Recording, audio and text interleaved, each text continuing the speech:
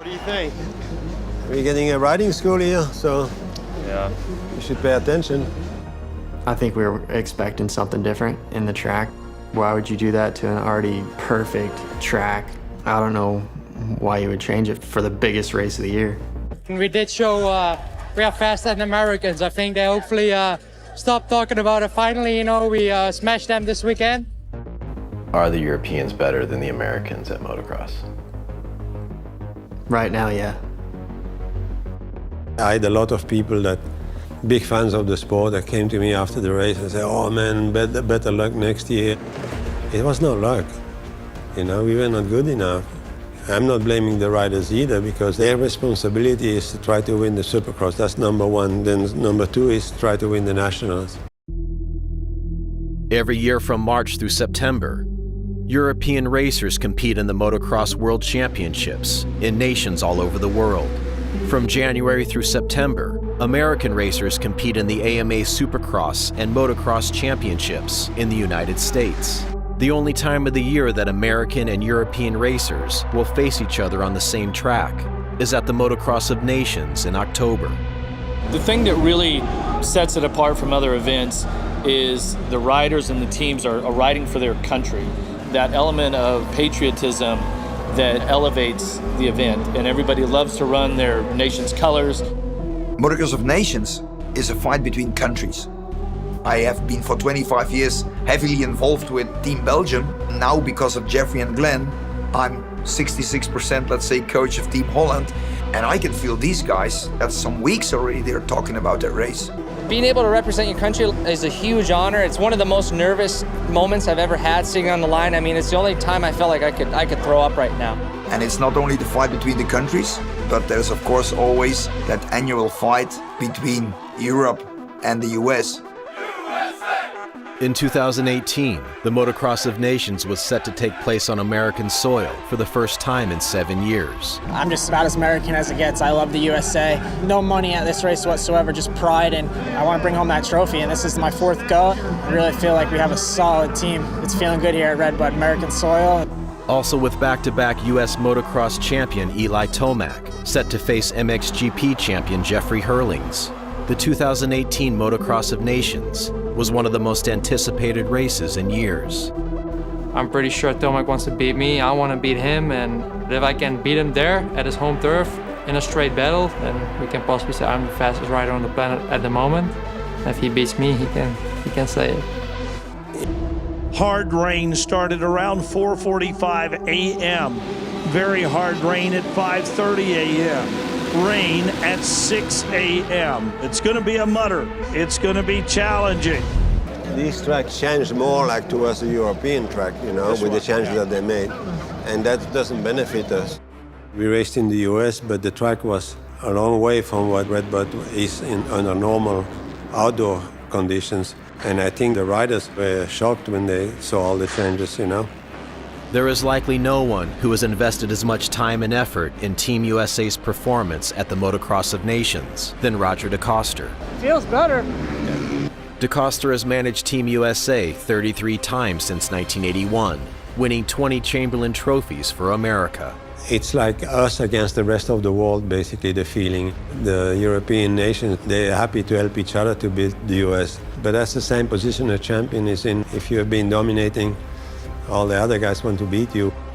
Besides Herlings and Tomac on 450cc machines, the first race at the Motocross of Nations also includes riders on 250cc bikes in the MX2 category. The most anticipated battle in this class was freshly crowned MX2 World Champion Jorge Prado, facing 2018 American Outdoor National Champion Aaron Plessinger. Waking up that day, I thought we were going to win. I had all the confidence in the world. We're going to rip up on them. And welcome to RedBud, Michigan! Ladies and gentlemen, this is the moment we've all been waiting for. Into that first turn, they go. Herlings has got a fly down the inside. Herlings is sampling the RedBud soil. Front runner goes down. Jorge Prado leads now, the young Spaniard, the new MX2 World Champion. Something is wrong with Plessinger. He's dropping. Plessinger back in 21. I don't know what it was. it just wasn't going my way at all. While Jorge Prado led half of race 1 and eventually finished 3rd, Aaron Plessinger crashed twice, was forced to stop for new goggles, and eventually finished 18th. It was a dismal start for the American campaign. In the muddy conditions at RedBud, several riders were forced to discard their goggles, and Team Netherlands suffered perhaps the most severe consequences, as their MX2 racer, Calvin Valandren, was hit with a rock in his eye and told by doctors he could no longer compete. Based on combined scores from the first 2 races of the day, Team France was leading and hoping to win their 5th straight Motocross of Nations victory. As racers prepared for the 3rd and final moto, Team Italy had an outside chance at the victory as well, and was hoping to give 9-time world champion Antonio Caroli one of the last major achievements missing from his trophy case. Countries like USA or France, they have 3 all good riders, top riders. In Italy, everybody have to rely on me, so maybe I never will have the chance to win the nations, which is a big thing. I think you're going to be stronger the next moto than in the first moto, because now you have this pressure off you, Try to ride free, just like nothing to lose. This is the decider, everybody. Now's the time if you've ever done it before. Get those American flags in the air. The Americans must do well here in the final moto.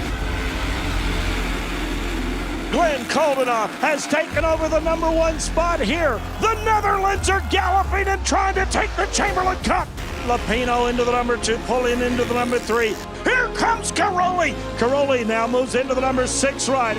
Herlings is back into the #10. Where are the Americans? Barsha in 13.